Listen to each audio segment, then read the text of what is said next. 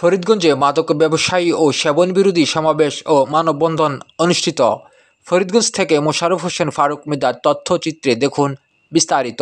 চলো যাই যুদ্ধে মাদকের বিরুদ্ধে এই স্লোগানকে সামনে রেখে চাঁদপুরের ফরিদগঞ্জে বিশ্ববন্ধু সামাজিক উন্নয়ন সংঘ ও এলাকাবাসীর উদ্যোগে মাদক ব্যবসায়ী ও সেবন বিরোধী সমাবেশ ও মানববন্ধন অনুষ্ঠিত হয়েছে। মঙ্গলবার 12 আগস্ট বিকেলে উপজেলার আমিরাবাজারে ঘণ্টাব্যাপী মানববন্ধন ও সমাবেশ কর্মসূচি পালন করা হয়। আয়োজিত অনুষ্ঠানে সংগঠনের সভাপতি মোহাম্মদ শরীফ হোসেনের সভাপতিত্বে ও সাধারণ সম্পাদক নাসির হোসেন রাজুর সঞ্চালনায় এ সময় বক্তব্য রাখেন সংগঠনের যুগ্ম আহ্বায়ক কাজী জাকির হোসেন, উপজেলা বিএনপির যুগ্ম আহ্বায়ক মাসুদুর রহমান, ফরিদগঞ্জ উপজেলা যুবদলের যুগ্ম আহ্বায়ক ফারুক খান, ফরিদগঞ্জ প্রেস ক্লাবের সাবেক সাধারণ সম্পাদক প্রবীর চক্রবর্তী, বিএনপির নেতা নূরে আলম, সংগঠনের যুগ্ম আহ্বায়ক কাজী কামাল হোসেন, মাইনুদ্দিন মুন্না, যুগ্ম সম্পাদক ইসমাইল হোসেন সর্দার, সাংগঠনিক সম্পাদক জিয়াউর রহমান সোহাগ, কাজী মুজাম্মেল হক সহ অন্যান্যরা।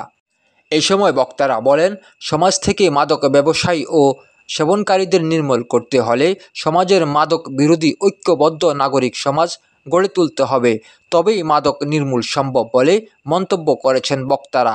এ সময় বিভিন্ন এলাকাবাসী ও সুশীল সমাজের নেতৃবৃন্দ উপস্থিত ছিলেন।